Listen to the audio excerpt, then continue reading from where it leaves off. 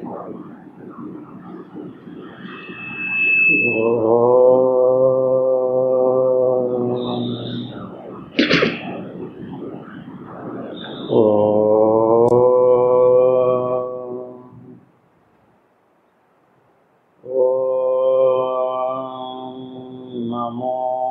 బ్రహ్మాదిభ్యో బ్రహ్మ విద్యా సంప్రదాయ కర్తృభ్యో వంశ ఋషిభ్యో మహద్భ్యో నమో గురుభ్యః.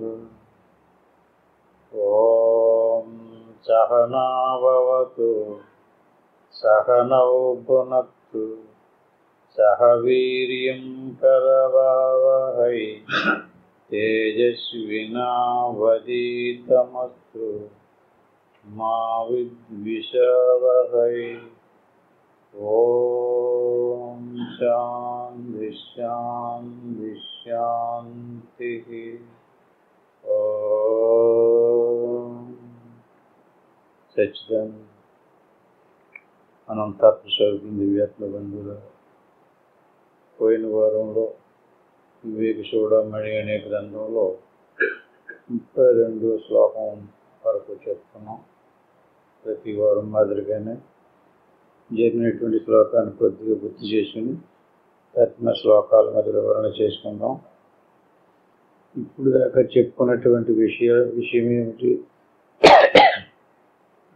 ఆత్మస్వరూపము, అనాత్మస్వరూపం, చైతన్యము, జడము, రెండు విభాగాలను చెప్పుకుంటూ వస్తున్నారు. చైతన్య స్వరూపమైనటువంటి ఆత్మ సత్యం, జడమైనటువంటి అనాత్మ స్వరూపము మిథ్య, సత్యము కాదది అని. సత్యము మిథ్య, నిత్యము అనిత్యము, ఆత్మ నిత్యము, అనాత్మ అనిత్యం. అనాత్మ కూడా ఉంది, మనకు శరీరం కూడా ఉంది, కానీ సత్యం కాదు. అది అందరికీ తెలుస్తుంది. శరీరం సత్యం కాదు, ఎందుకంటే పరిణామం వచ్చిన కాడికి పరిణామం చెందుకుంటూ ఎక్కడికో వెళ్ళిపోతుంది. శరీరం సత్యం కాదు, కానీ ఆ శరీరంలో ఉన్నటువంటి మన స్వరూపం మాత్రం నిత్యం, ఎప్పుడు ఉండేది. కానీ నిత్యము సత్యమైనటువంటి మన స్వరూపాన్ని వదిలి మనం అనిత్యమైనటువంటి వస్తువు పోతూ ఉండేటటువంటి దాని మీద మనం దృష్టి పెట్టుకున్నాం. దాన్నే ఇక్కడ ఈ 332వ శ్లోకంలో ఏమంటున్నారంటే, శృతి స్మృతి న్యాయ చతైర్నిషిద్ధే దృశ్యేత్ర యశాత్మమతిం కరోతి. మరొకసారి చూడండి. శృతి స్మృతి న్యాయ చతైర్నిషిద్ధే. శృతులంటే వేదాలు, స్మృతులంటే ధర్మశాస్త్రాలు, పురాణాదులు మొదలైనటువంటి. శృతి స్మృతి న్యాయ అంటే సద్దర్శనాలు. శృతి స్మృతి న్యాయ శతైర్నిషిద్ధే.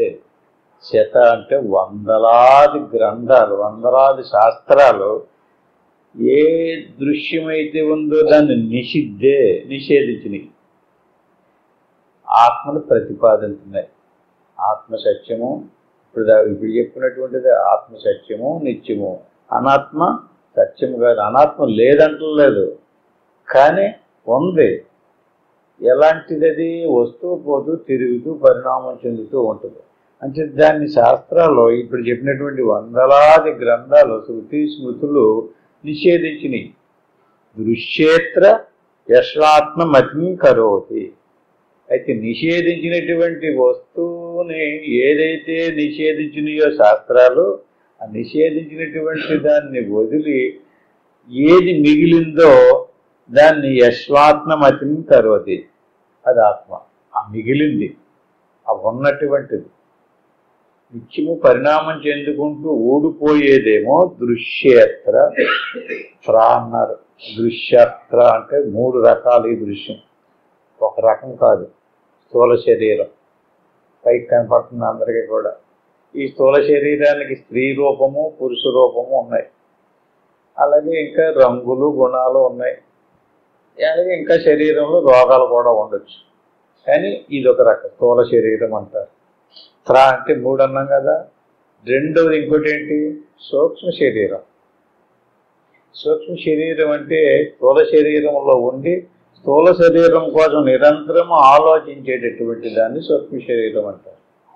సూక్ష్మ శరీరం ఏదేది సూక్ష్మ శరీరము? స్థూల శరీరమేమో పంచభూతాలతో నిర్మితమైనటువంటి 25 తత్వాలతో కూడుకుని ఉంటుంది.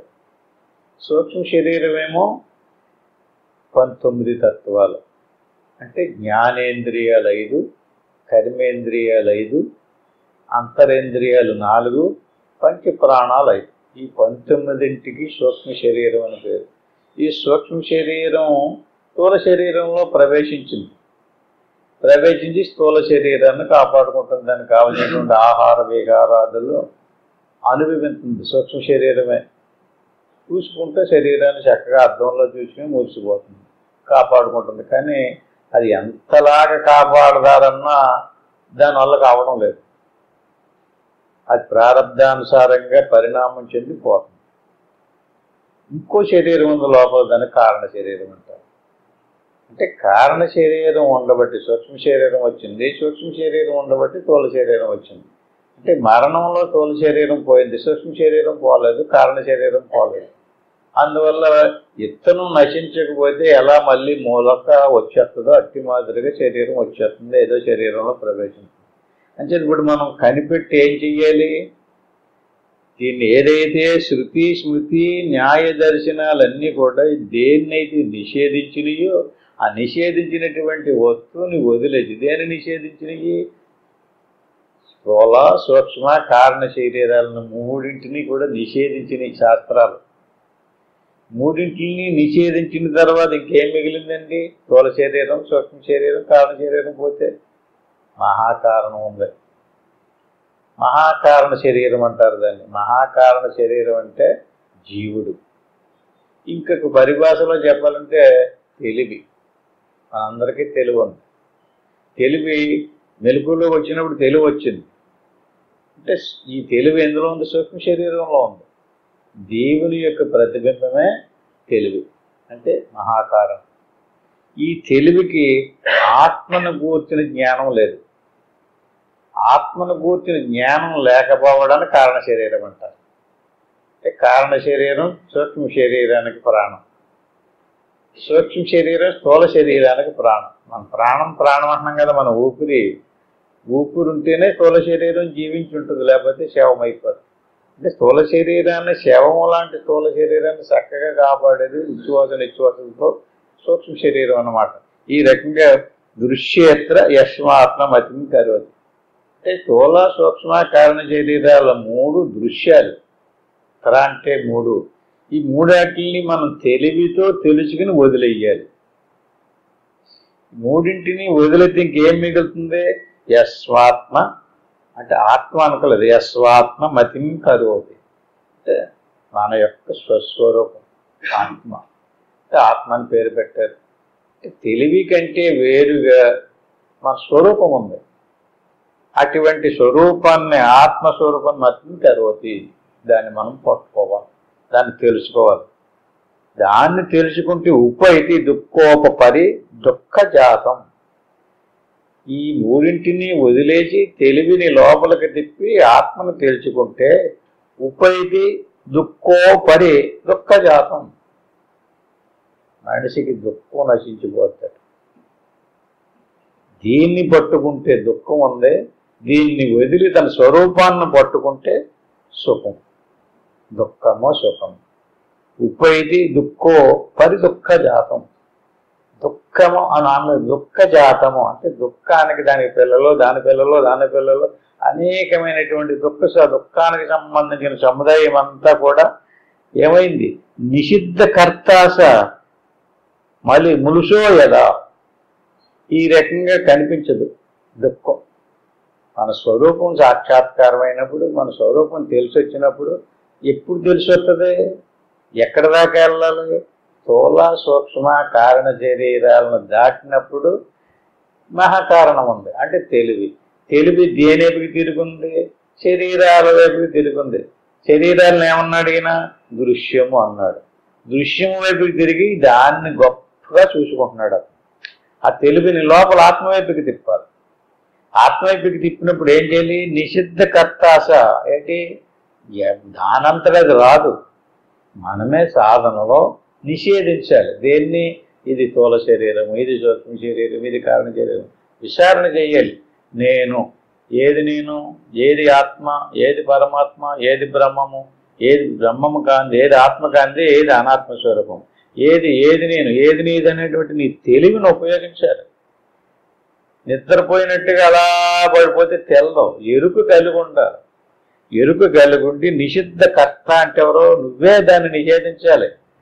మీ తాతో మీ తండ్రో లేదా ఇంకో దేవుడు ఎవరో వచ్చి నిషేధించరు. నీ స్వరూపాన్ని మిగిలించుకుని నీ స్వరూపం కానటువంటి దాన్ని నువ్వే నిషేధించుకోవాలి. అలా నిషేధించుకోలేదు కదా, ఎంతవరకు నువ్వు నిషేధించవో అంతవరకు నిషిద్ధ కర్తాశ మళ్ళీ ములుసో యదా, మళ్ళీ దుఃఖం వచ్చేది. ఒక దుఃఖం వచ్చిందంటే దాన్ని బట్టి ఇంకోటి, దాన్ని బట్టి ఇంకోటి, దాన్ని బట్టి ఇంకోటి, దుఃఖం మీద దుఃఖం వచ్చి పడిపోతాడు. అంచేత అనాత్మస్వరూపము ఆత్మస్వరూపం, ఇది ఆత్మ విచారణ. దీన్ని వదిలిపెట్టకూడదు. ఒక్కసారి ఏదో దుఃఖం వచ్చింది, దాన్ని తొలగించుకుంటే పూర్తి అయిపోలేదు. అంటే దుఃఖానికి నివారణం ఆత్మజ్ఞానం, ఆత్మధ్యానం, ఆత్మసాక్షాత్కారం. ఆత్మస్వరూపాన్ని కూర్చున్న జ్ఞానమే నీకు దుఃఖాన్ని నుంచి తప్పించుకోగలుగుతావు. ఇంక వేరే ఉపాయాలు, దుఃఖాన్ని నుంచి తప్పించుకోవడానికి మనం వేరే ఉపాయాలు ఉపయోగిస్తున్నాం. అంటే ఆకలి వేసినప్పుడు అన్నం తింటున్నాం, తినాలి, అది శరీరానికి సంబంధించింది. ఇంకా ఎండగా ఉందని చెప్పి ఫ్యాన్ వేసుకున్నాం. అలాగే వాటి కొన్ని రక్షణకి కొన్ని సదుపాయాలు కల్పించుకుంటున్నాం. కానీ కల్పించుకున్నప్పటికీ కూడా దుఃఖం తొలగడం లేదు. అంటే ఆత్మస్వరూపాన్ని తెలుసుకుని అనాత్మస్వరూపాన్ని నిషేధించి కూర్చోమంటున్నాడు. సత్యాభిసంధాన రతో విముక్తో, అంటే సత్యమైనటువంటి వస్తువేదో. సత్యం అంటే ఏంటండి? త్రికాలాపాచ్యం. అంటే ఒక కాలంలో ఉండి ఇంకొక కాలంలో లేకపోవటం అన్నది లేదు. ఇప్పుడు మన శరీరం ఉంది, స్వప్నంలో లేదు, సుషుప్తిలో లేదు, మెలకువలోనే ఉంది. అతి మాదిరిగానే స్వప్నంలో సూక్ష్మ శరీరం ఉంది. అలాగే స్వప్న పదార్థం మెలకువలో లేదు, సుషుప్తిలో లేదు. మరి స్థూల ప్రపంచం, జగత్ ప్రపంచం స్వప్నం లేదు, సుషుప్తిలో లేదు. అలాగే సుషుప్తిలో ఉన్నటువంటి స్థితి స్వప్నం లేదు, మెలకువలో లేదు. కానీ మన స్వరూపము నిత్యము ఉంది.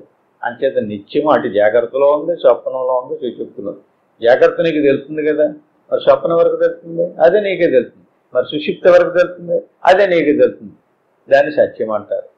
సత్యాభిసంధాన రతో విముక్తో, అంటే ఒక కాలంలో ఉండి ఇంకొక కాలంలోకి ఏదైతే పోతుందో దాని మీద అభిమానం పెట్టుకున్నామా. మెలుగులోకి వచ్చినప్పుడు శరీరం వచ్చింది, దాని మీద అభిమానం ఎవరన్నా ఏదనంటే ఎంతో కోపం పడిపోతుంది. దాని మీద అభిమానం కాదు, దేని మీద పెట్టుకోమంటున్నాడు అతను? సత్యాభిసంధాన అనుసంధానం. దేన్ని చేయాలి? మూడు కాలాల్లోని ఏ వస్తువు ఉందో దాన్ని అనుసంధానం చేయమంటున్నాడు, దాన్ని పట్టుకోమంటున్నాడు, దాన్ని తెలుసుకోమంటున్నాడు, దాన్ని ధ్యానించమంటున్నాడు. అలా చేసినటువంటి వాడికి విముక్తో, ముక్తి లభించదు. ముక్తి అంటే దేని నుంచి ముక్తి అండి? అనాత్మ స్వరూపాన్ని నుంచి విముక్తిని పొందుతాడు. మళ్ళీ తగులుకోదు. ఇంకా మన కాల్లో ముళ్ళు గుచ్చుకుందనుకోండి, అది బాధపడుతుంటుంది. ముళ్ళు తీసేస్తే విముక్తి. కంట్లో నలకబడింది, నలక తీసేస్తే విముక్తి. ఈ రకంగా విముక్తి అంటే ఈ దృశ్యం అణిగిపోవటమే విముక్తి. మహాత్మేయ ముపైతి నిత్యం. ఈ రకంగా ఒకసారి ఎప్పుడైతే ఈ స్థితి లభించిందో ఆ లభించినటువంటి స్థితి మహాత్మేయ ముపైతి నిత్యం, అది మళ్ళీ పోదు. ఎలాగోలాగా ఒకసారి ఏది నేను అని చెప్పేసి పట్టుకుని వదలకుండా ప్రయత్నం చేస్తూ ఉంటే చేయగా ఆ సత్యం నీకు తెలిసికొచ్చినప్పుడు ఇంకది నిన్ను పట్టుకుని వస్తుంది. అదే నీ స్వరూపం కనుక ఆత్మీయ ముపైతి నిత్యం, అది నిత్యము ఆత్మీయంగా ఉంటుందట. మిథ్యాభిసంధాన తతస్థు నశ్యే. ఇంకా మిగతాది ఏదైతే మిథ్యా వస్తువు ఏదైతే ఉందో అది అలా పరిణామం చెంది ప్రారంధం అయిపోయిన తర్వాత ఊడిపోద్ది. దాని మీద మనం పెద్ద మమకారం పెట్టుకోకూడదు. దృష్టం తదజ్జ శోరశోరయోహో. అంటే ఇక్కడ ఒక ఉపమానం చెప్పారు. ఎవడైతే తన స్వరూపాన్ని వదిలి ఈ అనాత్మ స్వరూపం మీద అభిమానం పెట్టుకున్నాడో అతను శూరుడు అన్నారు. శూరుడు అంటే దొంగ. అదేంటండి? దృష్టం తదేజ్య దశోర శోరయో. దొంగకే దొంగట. మన శరీరాభిమానం కలిగి మన శరీరమే కాదండి, దాన్ని చక్కగా చూసుకుంటున్నాం కదండి, శూరుడు ఎలాగవుతాడండి? ఇదేదో ఆలోచించవలసిన మాట కాదు కదా. మీ శరీరాన్ని చక్కగా మీసాలు దూకుని తల దూకుని మంచి ప్యాకప్ చేసుకుంటే సంతోషించవలసినటువంటి విషయమే కదా. ఆడు దొంగ అంటున్నాడు ఇక్కడ. ఎందుకని దొంగ అవుతాడు? ఈ శరీరం ఏదైతే ఉందో చర్మము రక్తము మాంసము ఎముకలు మొదలైనటువంటి వస్తువు దేనితో తయారైంది? పంచభూతాలతో నేరుగా వచ్చేసిందండి మన శరీరం. చూడండి, పంచభూతాలతో ఏం తయారైంది? అన్నం తయారైంది కదా. పంచభూతాలు ఈశ్వరుడి శరీరం. పంచభూతాలతో చూడుకుంటూ ఉన్నటువంటి ప్రపంచము ఈశ్వరుడి శరీరం. ఈశ్వరుడి ఫోటోలో ఉన్నటువంటి ఈశ్వరుని చూస్తున్నాం మనం. ఈశ్వరుడు అంటే విశ్వమే ఈశ్వరుడు. అంచేత పంచభూతాలతో కూడుకున్నటువంటి ప్రపంచం ఏదైతే ఉందో అది ఈశ్వరుడి శరీరం. ఈశ్వరుడి శరీరంతో ఏం తయారైంది? అన్నం తయారైంది. అది అన్నం ఈశ్వరుడి శరీరంలో నుంచి వచ్చినట్టు పంచభూతాలతో నుంచి వచ్చింది. ఆ పంచభూతాలతో వచ్చినటువంటి అన్నం ఇక్కడ స్త్రీ పురుషులు భుజించారు. దాని నుంచి వాళ్ళ శరీరంలో శుక్రశోణితాలు ఏర్పడి ఒక శరీరం తయారయ్యింది. ఆ శరీరంలో ఈ సూక్ష్మ శరీరంలో ఉన్నటువంటి ఆత్మ ఆ సూక్ష్మ శరీరంతో ప్రయాణం చేసి వచ్చి ఆ స్థూల శరీరంలో ప్రవేశించినటువంటి వాడు అక్కడి నుంచి దేన్ని చూసుకుంటున్నాడు? ఆ శరీరాన్ని నేనని చూసుకుంటున్నాడు. ఇప్పుడు చెప్పండి, శరీరం ఎవరిది? ఈశ్వరుడిది. మన స్వరూపాన్ని ఏమో వదిలేసేమో ఈశ్వర శరీరంలో నుంచి తయారైనటువంటి చిన్న దేహాన్ని పట్టుకుని నేను అనుకుంటున్నాం. అటువంటి వాడు శూరుడు అంటున్నాడు. అంటే దొంగ. అంటే ఇతరుల వస్తువుని తన వస్తువుగా ఎవడైతే భావించాడో వాడు దొంగ. దొంగ అంటే ఎవరండి? ఇంతకని ఎవరో వస్తువుని పట్టుకెళ్ళిపోయి నాది అని బుకాయించేస్తున్నాడు అనుకోండి, అతన్నే కదా దొంగ అంటారు. కానీ అతనికి శిక్ష ఉంటుంది. ఎందుకని? నిజంగా సత్యాన్ని పట్టుకున్నటువంటి వాడు శిక్ష లేదు. ఎందుకు శిక్ష ఎందుకు వస్తుందండి? మనం ఏదన్నా కర్మ చేస్తే ఆ కర్మకు ఫలితం ఎందుకు అనిపించవలసి వస్తుంది? మంద కాని దాన్ని మనం అంటున్నాం, దానివల్ల శిక్ష అనిపించవలసి వస్తుంది. అందువల్ల దృష్టం తదే తజ్యద శోర శోరయోహో. అంటే ఇంతకు ముందు సాందోగ్యోపనిషత్తు 1-2లో చిన్న ఉదాహరణ చెప్పారు ఈ శ్లోకానికి. అంటే ఆ కాలంలో ఎవడైనా దొంగతనం చేసినటువంటి వాడిని దొంగతనం చేసినటువంటి రాజుగారు పట్టుకుని రాజుగారి దగ్గర తీసుకుని వస్తే, బాబు నువ్వు చేసేవాడిని అడిగితే చేయలేదు, నువ్వు అబద్ధం ఆడుతున్నాడు అనుకోండి, శిక్షించేవారు కాదటండి. ఎర్రగా కాల్చినటువంటి ఒక శలాకా తెచ్చి పట్టుకోమనివారు అనమాట. అది ముట్టుకుంటే అతను కాలకూడదు. కాలకపోతే అతను శూరుడు కాదు, కాలితే శూరుడు. అంటే అబద్ధం ఆడేయడనుకోండి, ఆడితే ఆడి చెయ్యి కాలేదట. అబద్ధం అంటే ఆడు దొంగ కాదు, నిజమే చెప్తున్నాడు. అయినా సరే ఇలా అపోహపడి పట్టుకుని తీసుకొచ్చి పెట్టారు, అతను కాలలేదట. అంటే ఆ కాలంలో ఇప్పుడు కాదు, ఇప్పుడు మనం ఎలాంటి పట్టుకున్నా కాలుతుంది. ఆ రకంగా శూరుడు అంటే ఇంకొకటి వస్తువుని నాదని భ్రమించటమే. అంచేత మన శరీరం మంద కాదు. మనదైతే సత్యంగా మనతోటే పట్టుకుని ఉండాలి కదండి. ఒక అవస్థలోనే ఉంటుంది, ఇంకొక అవస్థలోకి పోతుంది. కొన్ని ఆ అవస్థలోనే సరే గట్టిగా రాళ్ళలాగా ఉంటుందా, తెల్లారేటప్పటికి కళ్ళు తిరిగిపోయి షుగరు బీపీ నానా ఇబ్బందులు పడుతుంది కదా. అంచేత ఈ అసత్యమైనటువంటి అనిత్యమైనటువంటి వస్తువుల మీద దృష్టిని మళ్లించుకుని సత్యం మీద దృష్టి పెట్టమంటున్నాడు. యతి రసదనుసంధిం బంధహేతుం విహాయ స్వయమయ మహమస్మీత్యాత్మదృష్టైవ తిష్ట సుఖయతి నన్ను నిష్ఠ బ్రహ్మణి స్వానుభూత్వా హరతి పరమ విద్యా కార్య దుఃఖం ప్రతీతం. ఏదైతే శరీరము కానటువంటి ఇతర వస్తువులు ఉన్నాయో మన శరీరంతో పాటు మిగతా వస్తువులన్నీ కూడా అవన్నీ బంధహేతువులే. వాటి మీద మమకారమే బంధింస్తుంది. మనం వస్తువు బంధించలేదంటున్నాడు. ఎందుకంటే చనిపోయేదాకా ఈ ఇతర బాహ్య సంబంధమైనటువంటి వస్తువుల మీదే ప్రీతితో ఉండిపోయాం. ఆ భావన నశించలేదు. జన్మకి కారణం ఏంటండి? స్వరూప జ్ఞానం కలగకపోవటం, ఆత్మజ్ఞానం కలగకపోవటం.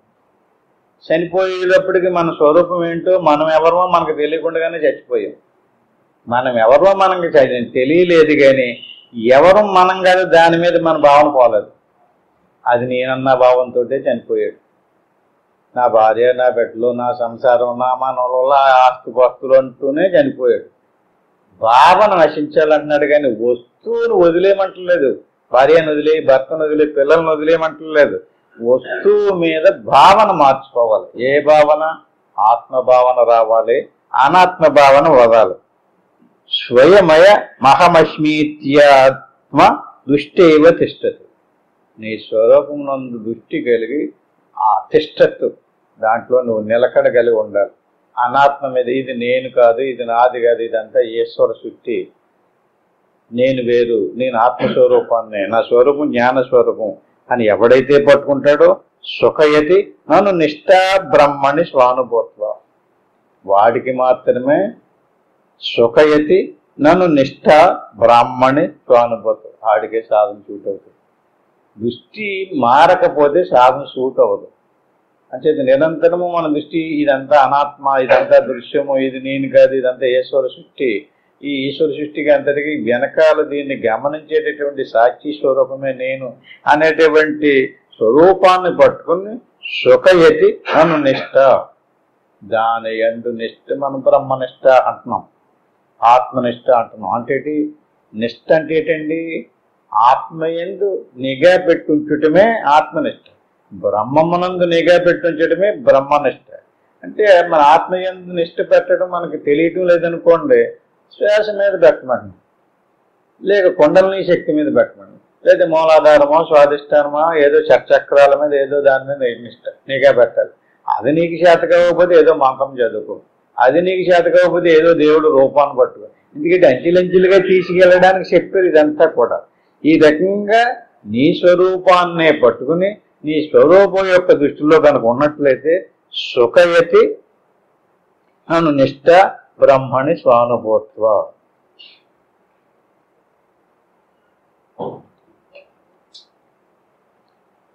ఇప్పుడుంది నా దగ్గర, పర్వాలేదులే, ఇంక పెట్టుకోలేదు కదా. సుఖయతి నన్ను నిష్ఠ బ్రహ్మణి స్వానుభూత్వ అరతి పరమ విద్య కార్యదుఃఖం ప్రతీతం. ఏ ఆత్మస్వరూపమైతే మనకు తెలిసొచ్చిందో ఆత్మస్వరూపంలో మిగతా అనాత్మస్వరూపం అంతా హరించిపోతే పరమ విద్య కార్య దుఃఖం ప్రతీతం. అప్పుడు ఏదైతే కార్య సముదాయమైనటువంటిదంతా కూడా హరించిపోయిందో అప్పుడు మన ఆత్మస్వరూపం సాక్షాత్కారం అవుతుంది. భాష్యాని సంధిం పరివర్ధయేత్ ఫలం దుర్వాసనమేవ తతోధికం జ్ఞాత్మా వివేకై పరివృచ్య భాష్యం స్వాత్మానుసంధిం విదదీత నిత్యం.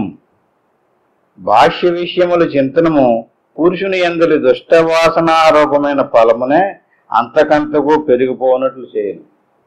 అంటే ఇప్పుడు మనం చక్కగా ఆత్మ అనాత్మల తాలూకు విచారణ చేసాం, సాధనలో కూర్చున్నాం, బ్రహ్మనిష్టలోనో లేదా సాధన చేసుకునేటప్పుడు ఏమవుతుంది? భాష్యానుసంధిం పరివర్ధయేత్ ఫలం, భాష సంబంధమైనటువంటి ఆలోచనలు వస్తాయి. అంటే భార్య పిల్లలు, సంసారమో, డబ్బో, ఉద్యోగమో, వ్యాపారమో, భాష్యానుసంధిం పరివర్ధయేత్ ఫలం. అలా ఆలోచనలు వచ్చేటప్పుడు ఏమవుతుందండి? దానికి సంబంధించినటువంటి విషయాదులే మన అంతఃకరణంలో పేరుకుపోతుంది. అప్పుడు ఎలా నశించదు? అది నశించాలంటే అది ఎలాంటిది? దుర్వాసనమేవ తతోధికం. అది ఆత్మస్వరూపాన్ని పొందనివ్వకుండా చేసేటటువంటి దుర్వాసన. ఆత్మసాక్షాత్కారం అవ్వను. అంటే సాధనలోకి వచ్చినప్పుడు ఏ ఆలోచన రానివ్వకూడదు. నిశ్చలంగా నిర్మలమైనటువంటి స్వరూపాన్ని మాత్రమే పట్టుకుని ధ్యానం చెయ్యాలి. జ్ఞాత్వా వివేకై పరోక్ష భాష్యం. జ్ఞాత్వా అంటే తెలిసిపోవడం. ఇందాక చెప్పిన తెలివి అంటే ఎరుకు కలిగి అభ్యాసం చేయాలి. ఎవడైతే అలా సాధనలోకి వచ్చినాడో, సాధనలోకి వచ్చినప్పుడు ఏ రకమైనటువంటి దృశ్య సంబంధమైనటువంటి ఆలోచనలు వచ్చినా సరే ఇది దృశ్యానికి సంబంధించినవి, అనాత్మకి సంబంధించినవి. అనాత్మ సంబంధించినటువంటి దృశ్యం ఎవరికైతే వదలలేదో వాడికి ఆత్మసాక్షాత్కారం కలగదు అనేటువంటి వివేకం జ్ఞాత్వా వివేకై. వివేకం అంటే తెలివి, జ్ఞాత్వ అంటే వివేకం కలిగి ఉండడం. జ్ఞాత్వా వివేకై పరిహృత్య భాష్యం. ఇది భాష్య సంబంధమైనటువంటి దృశ్య సంబంధించిన ఆలోచనలు అంతని వదిలేసుకుని స్వాత్మానుసంధ్యం విదతీత నిత్యం. ఈ రకంగా ఆత్మస్వరూపం యొక్క ధ్యానంలో, ఆత్మస్వరూపం యొక్క జ్ఞానంలో నిత్యము ఎవడైతే అలాగ అభ్యాసం చేస్తుంటాడో అటువంటి వాటికి సుఖస్వరూపమైనటువంటి మోక్షం లభించదు. బాహ్యే నిరుద్ధే మనసః ప్రసన్నత మనః ప్రసాదే పరమాత్మ దర్శనం. బాహ్యే నిరుద్ధే మనసః ప్రసన్నత అంటే సాధనలో కూర్చున్నాం, చక్కగా ఏకాగ్రతగా గురుమంత్రం అనుకున్నాం, పంచాక్షరి మంత్రం అనుకున్నాం, అలా ఏమి అనుకోకుండా శ్వాస మీద గురి పెట్టి అలాగ అభ్యాసం చేస్తాం. అప్పుడు బాహ్య సంబంధమైనటువంటి దృశ్యాలన్నీ తలంపుకు వచ్చేస్తున్నాయి. ఆ తలంపుకు వచ్చేటటువంటి ఆ బాహ్య దృశ్యాలని బాహ్య నిరుద్ధే. ఆ బయట విషయాలు ఏ అయితే మనకి తలంపుకు వస్తున్నాయో వాటిని మనం ఏం చేయాలి? నిరుద్ధే అంటే నిరోధించాలి. దాన్ని మళ్ళీ మళ్ళీ తలపుకు తెచ్చుకుని ఆహ్వానించినట్టుగా జ్ఞాపకం తెచ్చుకోకూడదట. అలాగే ఎప్పుడైతే నిరోధించేమో మనసః ప్రసన్నత, అప్పుడు మనసు ప్రశాంతం అవుతుంది. ఎంతవరకు దృశ్యాన్ని నిరోధించలేదో అంతవరకు మనసు ప్రసన్నత రాదు. మనసః ప్రసన్నత అంటే ప్రసన్నత అంటే ఏంటండి? సంకల్ప వికల్పాలు లేకుండా మనసు నిశ్చలంగా ఆగిపోతుంది. ఎవడికి మనసు నిశ్చలంగా ఆగిందో మనః ప్రసాదే పరమాత్మ దర్శనం. ఎవడు ఎంతటి గొప్ప పండితుడు అవనవండి, ఎలాంటి వాడు అవనవండి, ఎవరికి మనసు నిశ్చలం అవ్వలేదో వాడికి ఆత్మ సాక్షాత్కారం అవ్వదు. మనః ప్రసాదే పరమాత్మ దర్శనం. మనసు ఆగితేనే ఆత్మస్వరూపం ఏంటో తెలుస్తుంది. మనసు ఆగినటువంటి వాటికి ఆత్మస్వరూపానికి సంబంధించినటువంటి సాక్షాత్కారం లభించదు. తస్మిన్ సుదృష్టే భవబంధనాసో. ఈ రకంగా ఎవడికైతే బాహ్య సంబంధమైనటువంటి దృశ్య సముదాయం అంతా తొలగిపోయి మనసు నిశ్చలమై పరమాత్మ దర్శనం అయిందో అటువంటి తస్మిన్ సుదృష్టే అంటే అది మంచి దృష్టి. ఇలా కళ్ళు మూసిన చూడగానే అనాత్మను వదిలేసి ఆత్మస్వరూపాన్ని చూస్తూ ఉండడం మంచి దృష్టి, సుదృష్టి. ఆ దృష్టి ఎవడికైతే వచ్చిందో భవబంధనాసో జరణ మరణాలకు కారణభూతమైనటువంటి బంధనాలన్నీ నశించిపోతాయి. బహిర్నిరోధ పదవీ విముక్తే. ఈ రకంగా బాహ్య సంబంధమైనటువంటి దృశ్య సముదాయాన్ని అంతటినీ కూడా వదిలేసుకుని ఎవడైతే ఆ స్వరూప భావంలో, స్వరూప జ్ఞానంలో, స్వరూప ధ్యానంలో ఉంటాడో వాటికి పదవి అంటే ఆత్మ పదవి, పరమాత్మ పదవి, మోక్షం, విముక్తి లభించదట. కహ పండితస్సన్ సదసద్వివేకి శృతి ప్రమాణ పరమార్థదర్శి జ్ఞానానికి పూర్వాదసత్వలంబం స్వపాతాహేతో శిశువన్ముముక్షు. ఇక్కడ ఏం చెప్తున్నాడంటే కహ పండితస్సన్ సదసద్వివేకి. స్వయంగా అంటే సదసద్వివేకము కలిగి ఉండి స్వయంగా అతనికి ఏది వస్తువో, ఏది అనాత్మ వస్తువో, ఏది సత్య వస్తువో అనేటువంటి వివేకం కలిగింది. శృతి ప్రమాణములన్నీ ఎరుగున్నాడు అంటే శాస్త్రాలన్నీ చదివాడు, శృతులు ఇతిహాసాలన్నీ చదివాడు. పరమార్థ తత్వజ్ఞానము కూడా స్పష్టంగా తెలిసింది. పండితుడై ఉన్నాడు. మోక్షాపేక్ష కలిగి కూడా ఉన్నాడు. చిన్న పిల్లవాని వల్లే తన పతనమునకు కారణభూతమైన అసత్తు పదార్థములను బుద్ధిపూర్వకంగా ఎవడు వదిలిపెడతలేదో వాటికి మళ్ళీ అజ్ఞానంలో పడిపోతాడు. పండితుడయ్యి ఉన్నాడు, విషయం స్పష్టంగా తెలిసింది, అయినా సరే మన సభ్యుల్లో కూడా విషయం స్పష్టంగా తెలిసినప్పటికీ అలవాటు పడిపోయి బాహ్య సంబంధమైనటువంటి విషయాదుల యొక్క తలం వదలడం. అటువంటి వాడిని ఏమన్నాడంటే, చిన్నపిల్లవాడు ఎలాగైతే వివేకం లేక బంధంలో పడిపోతాడో వీడు కూడా అలాగే బంధంలో పడిపోతాడు. అంటే కహ పండితస్సన్ సదసద్వివేకి, వివేకవంతుడు, పండితుడు, శృతి ప్రమాణాలన్నీ తెలుసుకున్నాడు, పరమార్థ దర్శనాన్ని పొందాలనేటువంటి తహతహలాడిపోతున్నాడు. జ్ఞానాన్ని కుర్యాద్ అసత్తో బలము, అసత్తుని వదిలి ఆత్మ సాక్షాత్కారం పొందాలనుకుంటున్నాడు. కానీ అతని భావన ఎలాగుంది, స్వపాతహేతో స్వయంగా శిశువు ఎలాగైతే ప్రతిదాన్ని ఏదైనా ఒక 50 రూపాయల కాగితాలు 100 రూపాయల కాగితాలు ఇచ్చేదనుకోండి వెంటనే చుట్టుపెట్టి నోట్లో పెట్టుకుంటాడు అతను. సేమ్ అలాగా ఇంత పండితుడు ఇంత వివేకవంతుడు అయ్యి కూడా ఏమవుతుంది, అసక్త పదార్థములను బుద్ధిపూర్వకంగా ఎవడు తలంపుకు తెచ్చుకుంటున్నాడో వాడు బంధహేతువే, మళ్ళీ బంధంలో పడిపోతాడు. వివరంగా తెలుసుకోండి, ఆత్మ అనాత్మ. అనాత్మ స్వరూపమునందు కొంచెం మనం ఆసక్తిని తగ్గించుకొని ఆత్మస్వరూపం మీద ఆసక్తి పెంచుకోవాలి. పెంచుకున్న బాగానే ఉంది, నాకు ఆసక్తి బాగానే ఉందండి ఆత్మస్వరూపం మీద, ఆత్మజ్ఞానం మీద, ఆత్మనిష్ట మీద. కానీ అనాత్మ స్వరూపానికి సంబంధించింది మాత్రం వదులుతులేదు. ఇది మాత్రం తెలుసుకున్నాడు, ఎంత బాగా పండితుడే పాపం.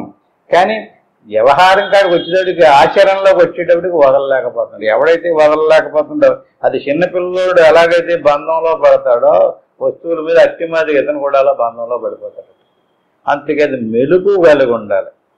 సత్యము అసత్యము, ఏది నిత్యము ఏది అనిత్యము, ఏది అసత్తు, ఏది సుఖము ఏది దుఃఖము, ఈ రకమైనటువంటి వివరణ కలిగి ఉండి ఏది సత్యము కాదో ఏది నిత్యము కాదో ఏది అనాత్మ స్వరూపమో అని తెలుసుకున్నాక దాన్ని పట్టుకోవటం పెట్టండి మళ్ళీని. మరి అది మాయ కాకపోతే ఏమంటారు దాన్ని? అతను తెలుసది అది అనిత్యమైనటువంటిది, దుఃఖ సముదాయం అని తెలిసి ఉండి కూడా నాకు అదంతా తెలుసండి అంటాడు. తెలుసు, చదివాడు, అతను విన్నాడు, పండితుడు కదా, స్వయంగా పండితుడే.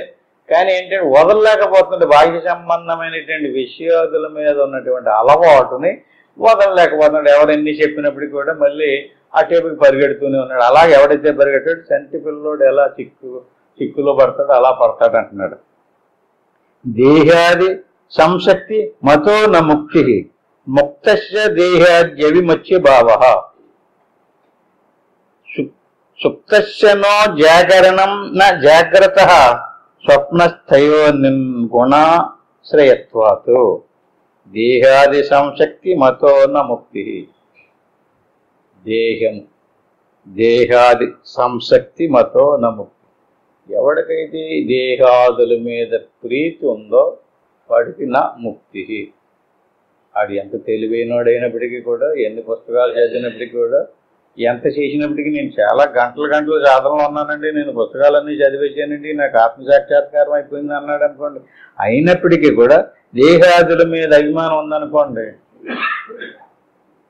తెలిసినటువంటి వాడు, అనుభవానికి వచ్చినటువంటి వాడు దేన్ని వదలాలి? దాన్ని వదలాలి కదా, మరి వదలటం లేదు. వదిలితే అనుభవానికి వచ్చినట్టు.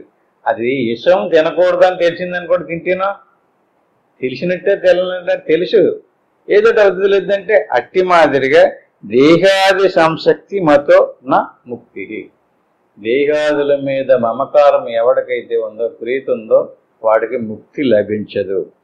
ముక్తస్య దేహాద్యపి మత్స్యభావ.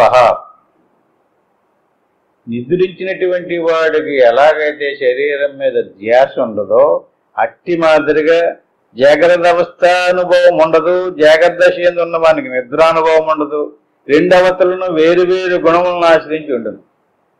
కానీ స్వరూపం మనందు నీకా ఉంటేనో, జాగ్రత్తలోకి వచ్చినా నీ స్వరూపం పోలేదు, స్వప్నంలోకి వచ్చినా నీ స్వరూపం పోలేదు, నిద్రలోకి వెళ్ళినా నీ స్వరూపం పోవలేదు. అంటే ఒక్కసారి మన స్వస్వరూపాన్ని కనుక పట్టుకున్నామా, జాగ్రత్త వచ్చినా స్వప్నం వచ్చినా సుషుప్తి వచ్చినా ఇవి తిరుగుతున్నాయి, కానీ మనం పోవడము రావడము లేదు.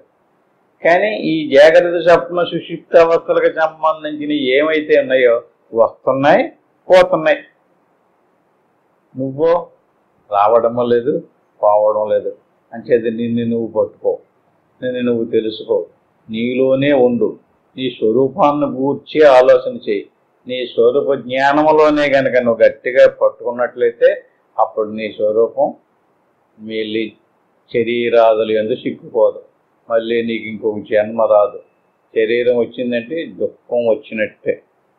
ఇంకా అది ఎలాంటి శరీరమైనా సరే, శరీరం అంటే శరీరమే. అంతర్బహి స్థిరజంగమేషు, ఎలాంటి శరీరమైనా సరే జ్ఞానాత్మనాధార తయా విలోక్ష్య తత్సాభిలోపాది రకండ రూప పూర్ణాత్మన యహస్థిత ఏష ముక్త.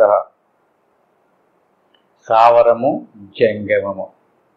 మనకు కనిపించేటటువంటి వస్తువులు రెండు రకాలు. స్థావరం అంటే కదలవు, అంటే చెట్లు మొదలైనటువంటి వాటిలో కూడా జీవం ఉంది.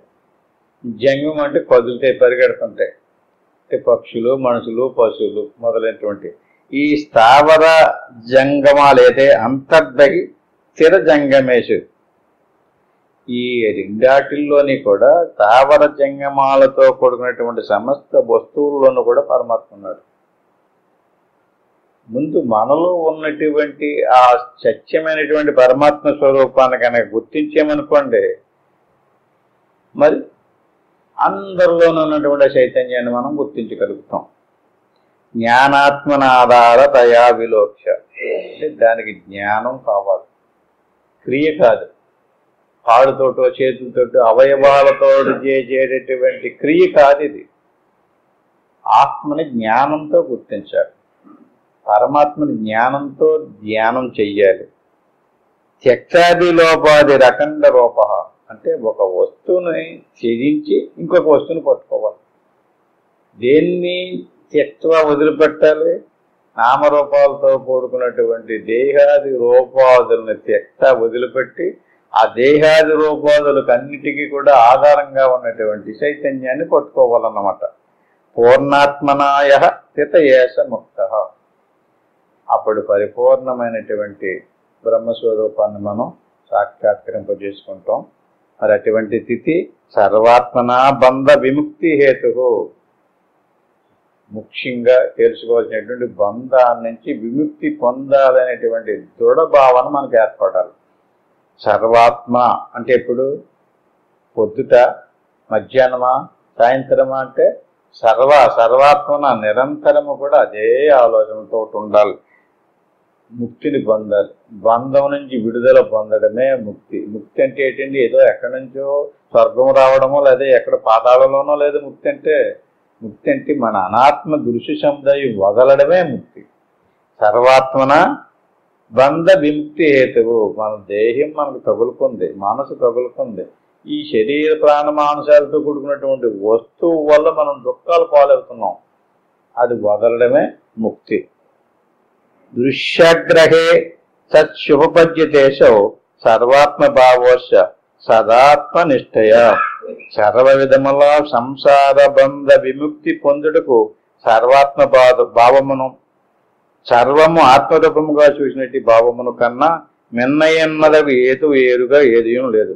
నిరంతరము ఆత్మనిష్ట, ఆత్మధ్యానం, ఆత్మభావన, ఆత్మజ్ఞానం. మిగతా దృశ్య సముదాయాలన్నిటి వల్ల కూడా ఆత్మ సాక్షాత్కారం కలగదు, అనాత్మ స్వరూపం వదలదు. ఈ శ్లోకాలను వచ్చేవారు ఇంకా వివరంగా చెప్పుకుందాం. అందరితో ముగించుకుందాం. హరి ఓం తత్సత్. ఆత్మబంధువులారా, ఏ విషయాన్ని అయితే చెప్పుకున్నామో ఆ విషయంలో అంటే ధ్యానంలో కూర్చుంటాం. ఏం చేయాలి? చక్కగా ప్రశాంతంగా కూర్చుని గురురు బ్రహ్మ, గురురు విష్ణు, గురుదేవ మహేశ్వర, గురువు సాక్షాత్తు పరబ్రహ్మ, తస్మై శ్రీ గురువే నమః. దీన్ని గురుమంత్రం అంటారు. దీన్ని ఒకసారి అనుకోవాలి. ఓం నమ శివాయ. దీన్ని పంచాక్షరి మంత్రం అంటారు. దీన్ని 3 సార్లు అనుకోవాలి. ఆ పైన ఏమీ అనుకోకుండా వస్తూ పోతూ ఉండేటటువంటి శ్వాసను గమనిస్తూ నేను ఇది కాదు, నేను ఇది కాదు అనేటువంటి భావంలో ఉండడమే ఆత్మధ్యానం. ఈ రకంగా మీరు ఇలా శ్వాసను గమనించు, ఏమి అనుకోకుండా చూస్తూ ఉండండి. ఇంటికి వెళ్ళిన తర్వాత ఎవరెవరికి ఎంతెంత అవకాశం ఉంటే అంత ప్రయత్నం చేస్తుంది. ఇప్పుడు నేను ఓంకారం చెప్పేదాకా అలా చక్కగా ఓం తత్సత్.